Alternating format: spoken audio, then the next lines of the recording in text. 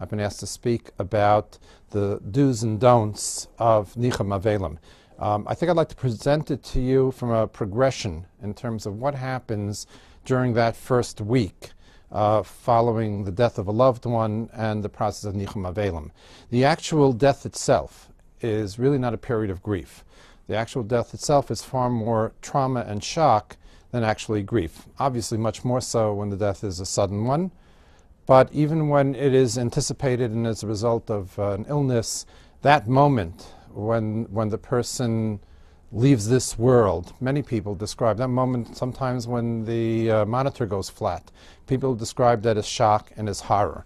And the initial response is really not grief. And even in terms of comforting the bereaved, it's important to know that the actual bereavement or the actual comfort really begins with the levaya, with the funeral and the burial. Following the levaya and then the burial comes the period of Shiva, when the community at large provides the Nichum Avelim. I think using broad strokes, one could look at the process of the Shiva, the Nichum Avelim, as serving essentially two very important functions. And perhaps understanding those functions will make it more clear what is the right approach, what may be an ill-conceived approach. The period of Shiva, the Nichum Avelim, or particularly the period of Shiva, serves to allow the bereaved to access their pain, to allow the bereaved to access their sense of loss, to access what's missing in their lives. Obviously, what's meaningful in life are relationships. Our world is a web of relationships. And when one of those relationships, one of those people with whom we have those relationships is not here anymore, it's as if something very integral to us is missing. Many people describe it as if they've lost a limb or they've lost something that's that immediate and intimate to themselves. So it is necessary and desirable for the person to have their pain, to have their grief. Paradoxically, the more the person experiences their grief, the more they access their pain, the quicker comes the Nechamah. Now, in some respects, this is sometimes counterintuitive to many of us, where we consider our primary function to relieve people of pain. And it's therefore somewhat jarring that actually our function, when we come to comfort the bereaved, is to allow them to access their pain. Sometimes I like to cite an amazing Sefarno that really says this very specifically in Parshas Vayeshev, when it talks about Yaakov missing Yosef. And the Torah says, Vayima'en lisnachem. And Yaakov refused to be comforted. And we all learn the famous and very profound Rashi that he couldn't be comforted because Yosef was still alive. But the Sefarno says there very specifically that Yaakov needed to be in pain. And he resisted the comfort because he had to experience his pain over what he believed to have been the loss of his son. So the pain is essential, and therefore the Shiva and even the subsequent period of Avelis is to allow that pain to come out. And it's really beyond the scope of this video to explain psychologically what function that serves, but it is essential, and therefore the visitors need to allow the person to have their pain. Some of the examples I'm going to give may be more germane to some of those more tragic, horrific losses, but many have described to us how people who simply sit there quietly, very much like Vayidam Aaron, Aaron's silence. And by the way, some of the Mefarshim say that Aaron's silence really was just that deep abiding silence when there's really nothing to say. But even sitting quietly, how much more appreciated that was than sometimes things people say. Maybe even as a more dramatic are some descriptions by people who describe how friends or family members came, sat and cried with them, got up, said the Hamakam, and left. And how much more comforting that was than any attempts by other visitors to try to remove or eliminate the pain that they're going through. So the function of the visitors is to allow the pain to emerge, to try as much as possible, as much as humanly possible, to the extent that we can, to share in the pain. One of the classic explanations for what we do during Nichum Avelim is the obvious question is when we say Hamakam, we conclude, as Ashkenazim, when they say Hamakam Menachem Eschem B'Sosha Avleit Tzion Yerushalayim, we bring up Tzion Yerushalayim, and the question is, why you bring up Tzion Yerushalayim? Somebody's saying Shiva for a parent, for a sibling, for a spouse, for a child. What are we bringing up Tzion Yerushalayim? And the answer that many people offer is that what we have to do as the visitors is to access what's a universal loss, what's a universal pain, which is the loss of the Beis Hamikdash. So therefore, we reference the loss of the Beis Hamikdash, in order that we can, in some remote way at least, share in the pain that the bereaved is going through. And therefore that's a very essential function, and sometimes comments people make, and well-intended, and efforts to try to mitigate the pain or to try to explain away the enormity of the loss, actually exacerbates the pain of the bereaved, whereas giving them the outlet helps. Just to give an example from the field of psychology, there was a study done about 2 years ago. I don't have right in front of me, the source, but they decided to study tears. And what they did was they compared the tears of people who cry over a loss or tragedy with the tears of people who cry when they cut onions. And in actuality, they found that they're two very different tears. That the tears from crying over a loss have in them stress hormones. And literally the crying relieves the body of those stress hormones. And many of us can even relate to the fact that after a good cry, we actually feel better. Whereas the tears from irritants such as onions or dust or whatever does not have those stress hormones in them. So we need to let the bereaved have their pain. We need to let them cry, let them experience the full anguish. That's where we were made. That's how Hashem made us. And by experiencing that pain, we're in actuality allowing them to achieve Nechamah, allowing them to achieve the comfort. So that's one major function of Shiva. And as I said, therefore, if we go into the do's and don'ts, don't rush to give them explanations. Don't rush to try to tell them to feel better. If there's a word in the English language I'd like to get rid of, the word is strong. Don't tell them to be strong. Usually when people say be strong, they mean be stoic. And I think strength is facing the enormity of your loss and experiencing the full pain. And allow the people to have their pain. The other function of Shiva is also important to understand, and again, from a progressive perspective. There was a very famous bereavement specialist, Thomas Addick by name, who said something very profound, and again, I don't have the exact quote in front of me, but he described bereavement as a process where you go from, and I'll quote, loving the person in the presence to loving the person in the absence. I'll say it again, loving the person in the presence to loving the person in the absence. The transition in bereavement is going from a relationship that is face-to-face, that is corporeal, that's physical, to a relationship that's a relationship of one that's in the heart, that's based on memory, that's based on the legacy of the deceased. So there's that transition. The relationship doesn't end. We have relationships with people for their entire life, and even people that have left this world. We continue to have relationships with them for decades and decades. But the relationship has changed now. The relationship is a more ephemeral one, is more spiritual, is one, as I said, relegated to memory and relegated to the state of feelings.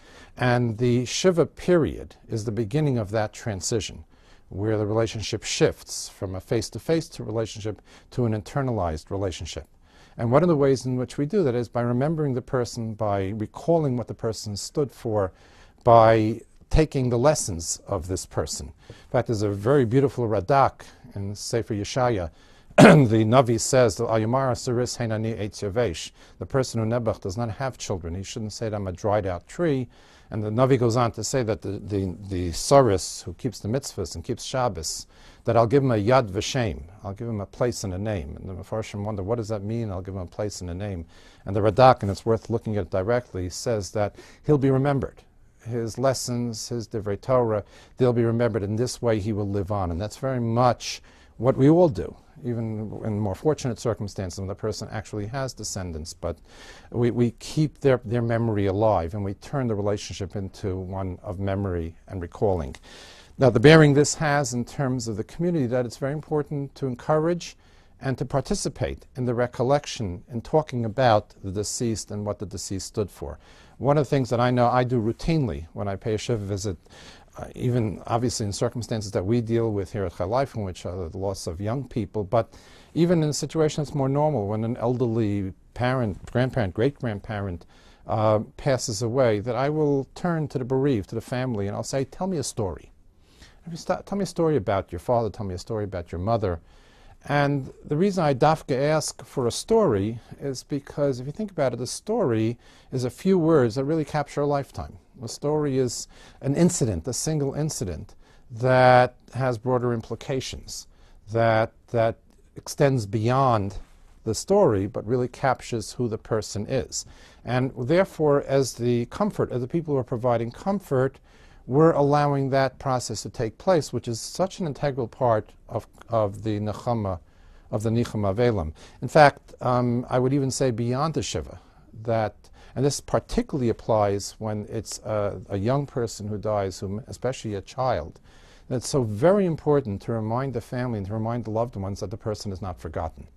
And I can't tell you, I can give you countless stories where something as simple, I remember one family was describing being at their best friends for Hanukkah, and every year they'd go to their these same best friends for Hanukkah, and it was 3-4 years after the child had passed away, and the neighbor or the friend was making Latkes, and she said, just turned to the guest and said, I remember how much Josh loved my Latkes. And just the very fact that 3 years later, she was still thinking about Josh and she was still remembering how much he loved her Latkes was such a tremendous comfort, even though it brought tears to his eyes. But again, the tears are the removal of those stress hormones. So again, if we focus particularly on the Shiva, it's very important that we allow the bereaved to make that shift from a face-to-face relationship to, as I said, to a more ephemeral spiritual relationship. And we do that by allowing them to tell the stories, to talk about the person, where they came from, what they did, to share memorabilia, to show pictures, because this is what their relationship will be with the departed from now on.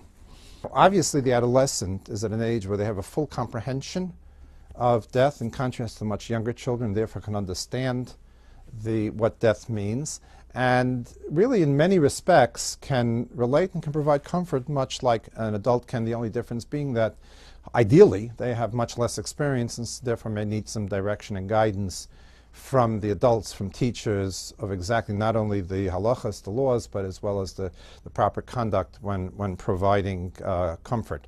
There are certain unique aspects of adolescent, and I'd say even in terms of children, that is important. Actually, one, which I'm going to actually now address as an adolescent, but now it dawned on me that it's also probably relevant to adults as well.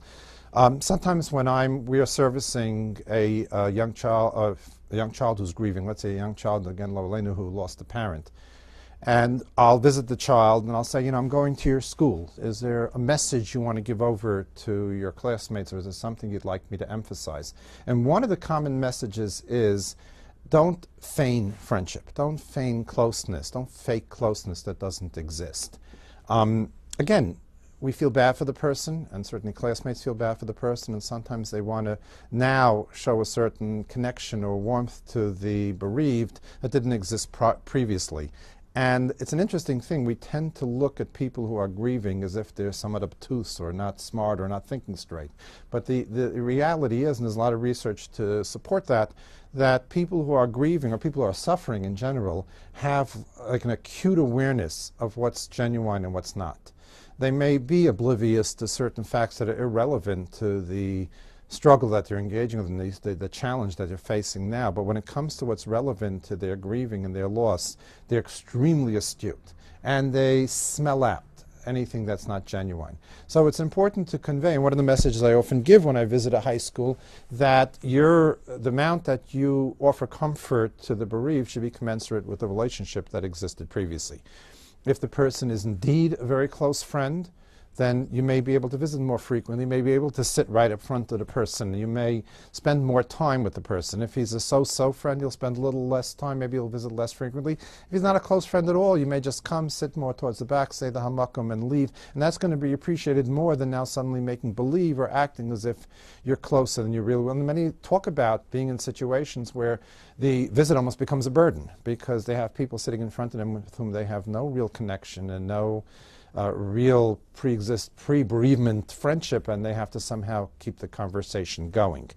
Adolescents can talk about the bereaved. Adolescents can conduct themselves, again, in a manner that is appropriate for the shiva or for comforting. Younger children usually can't. Younger children, very often the visits consist of playing or maybe casual conversation, and I've spoken to many poskim, and that's certainly acceptable and helpful even. But the adolescent can talk about the deceased, and the adolescent visitors can also participate in that process.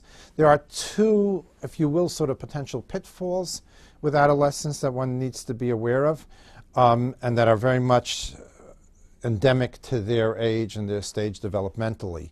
One thing is the adolescent, two things happen that are important, which is the adolescent, first first of all, classically rebels to some extent. Normal adolescent, it's a modicum of rebellion, which in a way is developmentally normal, even to some extent desirable. Some adolescents rebel more profoundly, in most cases outgrow it, but it is part of the developmental challenge of adolescence in terms of asserting their individuality.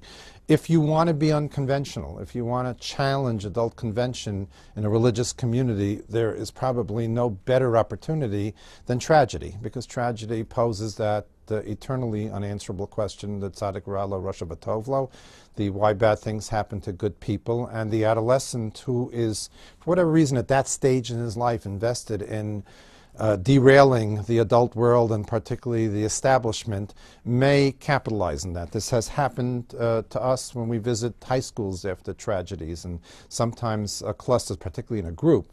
Certain individuals will in a very aggressive and acerbic fashion challenge the divine justice of such tragedy, which again, as we know, are unanswerable questions.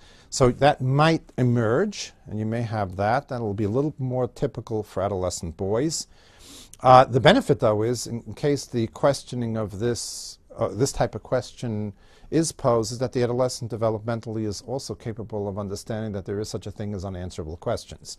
Most pre-adolescent children will have a hard time with the teku, will have a very hard time with that which cannot be answered or adequately addressed, whereas the adolescent, because of the ability to think in abstract terms, the ability to understand that if anything, God by definition, that Hashem by definition has to be mysterious and inexplicable, will be able to tolerate that idea that these are unanswered, these questions cannot be adequately addressed.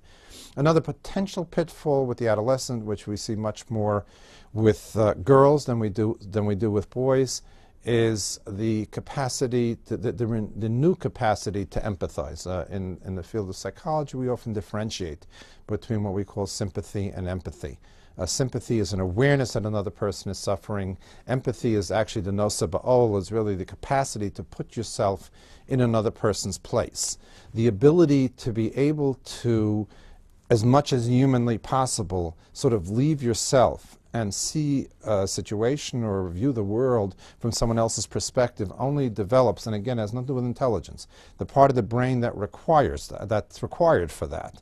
And as I often say jokingly, yes, adolescents do have brains, which is in and of itself sometimes a chiddush, but the part of the brain that is necessary for this only develops in adolescence. And sometimes when there's a new capacity, it gets overplayed. And what we'll see sometimes, especially some of these more heart-wrenching tragedies, that adolescents, and I would say particularly young adolescent girls, will so empathize and so connect with the families that they have almost an extreme reaction, and this will be particularly occur in a group setting where there's sort of that contagion that occurs with adolescents, where one sort of feeds off of the other. I can tell you that we've had situations where we've been asked down to, let's say, all-girls middle school or early high school to deal with a tragedy. We help them address and we normalize for them the grief, and a week or two later we get a call from the principal and say, well, thank you very much, they've been grieving for 2 weeks now, we're not getting any studies done, and we need you to sort of turn it off. And that can happen. There could be that sort of excessive response, or that hysteria, if you will, that may need to be reined in with adolescents, and particularly adolescent girls. A lot of the adolescents, though, are just as important to adolescents as they are to adults, in terms of also, again, for the very special friends, to tell them that, to remind, let's say in a case of a adolescent who lost a sibling or a parent, to remind the adolescent, not just during, let's say, the first week or the first 30 days, but a year later, 2 years later, 5 years later, that you're still thinking about their parent, you're still thinking about their sibling, is a tremendous comfort, and something that we try to impress upon the teenagers when we visit them in school settings, or helping them with a friend who has suffered a loss. So I'd like to address myself to adolescents who may unfortunately be in the position of having to offer comfort either to a peer who may have lost a sibling or a parent, or, again, it's almost, we have to say, sort of a blanket lo'aleinu, if they have to offer comfort to parents who have lost a friend, or if they're a friend of theirs whom they are grieving as well. Please don't underestimate how important you can be. Sometimes as children we I mean, when I was a child, I felt that way also. We fail to appreciate how the impact we can have. And yet there is a distinct and very important role that you can play in all of those circumstances that even the adult world cannot play. If we're talking about a friend who, again, lost a parent or lost a sibling, certainly many adults visit and many adults do provide some very important comfort, but I don't have to tell you how important you are as a friend and how special it is when you extend yourself and when you take the effort to help your friend grieve their parent, grieve their sibling.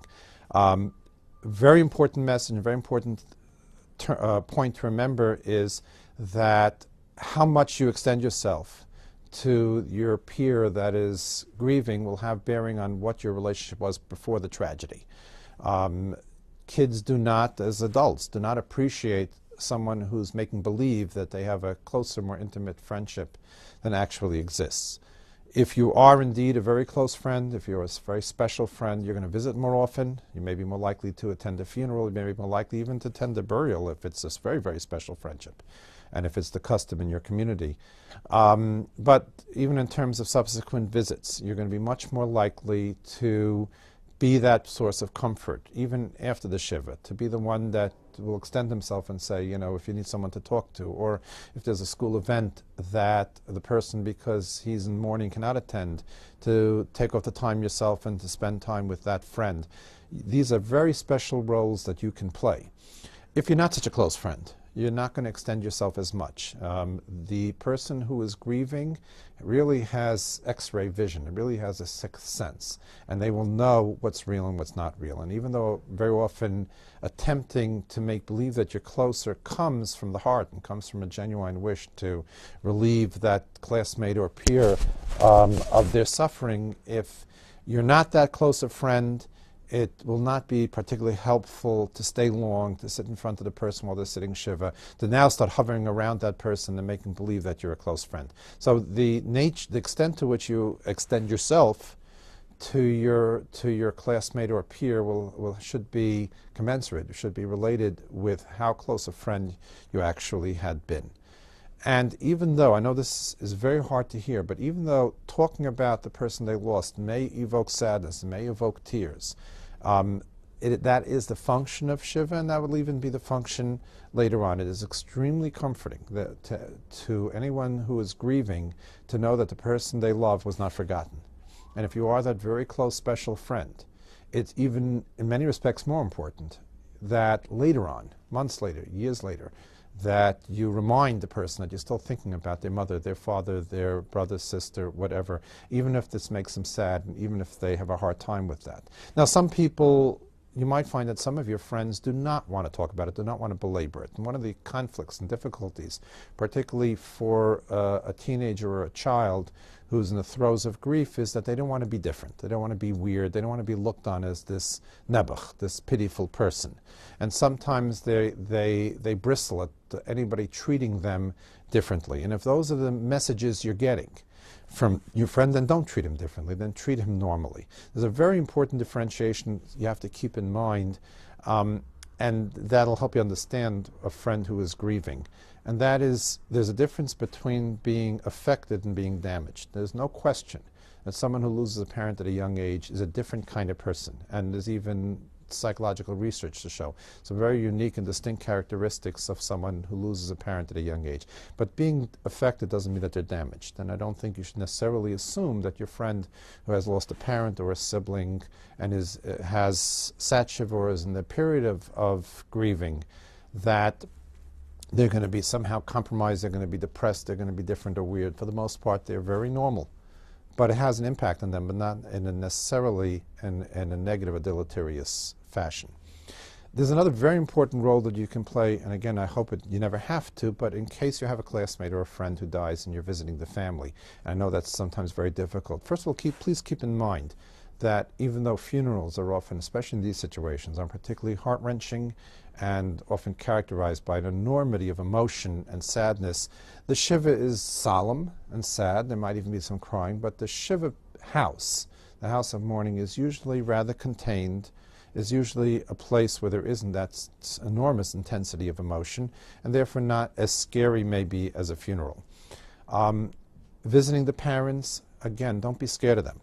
They're grieving and they're affected and they're going to look very sad, but they so appreciate when classmates and when friends come to visit, because there's two reasons. First of all, it reminds them how cherished and loved their son, daughter was, and just your presence and even just your grieving is a tremendous comfort to them, because it highlights for them how important their child were to other people. And I don't have to tell you that when you're an adolescent, that peer relationship and your peer culture is so very important. So that just the mere visit and just demonstrating to them how important their son or daughter was to you is already in and of itself a tremendous source of comfort, a tremendous source of Nechamah. But there's another important point as well. The parents know their child intimately and know their child very well, but they know their child at home, they know the child as a young child, they may know about the child's tendencies and how they conduct themselves within a family setting. They're not necessarily familiar with what their son or daughter was like in a school setting, in a camp setting, what their son or daughter was like as a friend. And you know that. And when you come to pay a shiva visit, when you talk about your friend or your classmate, you're filling in those gaps. You're filling in that part of their life, which was a very important part of their life that they may not be familiar with. And part and parcel of the Nechamah, of the Shiva, is to, in a way, familiarize themselves with their child in a full sense. And therefore, when you come and you talk about what this friend was like in school, what this friend was like as a ball player, for that matter, what this friend was like at camp, what this friend was like even a kibitzer, one who makes jokes. You're filling in those missing pieces for the parents and helping them in what's a very integral process of grieving, and particularly the Shiva period, where the child is now transitioning to becoming someone who is a memory, someone with whom the relationship is a relationship of the heart rather than a relationship face-to-face. Please keep in mind as well that whether it's your friends or whether it's parents who are grieving a child, that even though halachically there is a time limit to when you provide comfort and when you would interact with them in a fashion that is halachically prescribed in terms of grief, but the actual grieving itself does continue beyond the period of the Shiva and the Shloshim, and anything that you can do in terms of from time to time just reminding the family how important either your friend was or the friend's parent is an extremely important part of providing the Nechamah, and including the parents, if it's a classmate, in what goes on in your life. But there's another very important point that you have to keep in mind.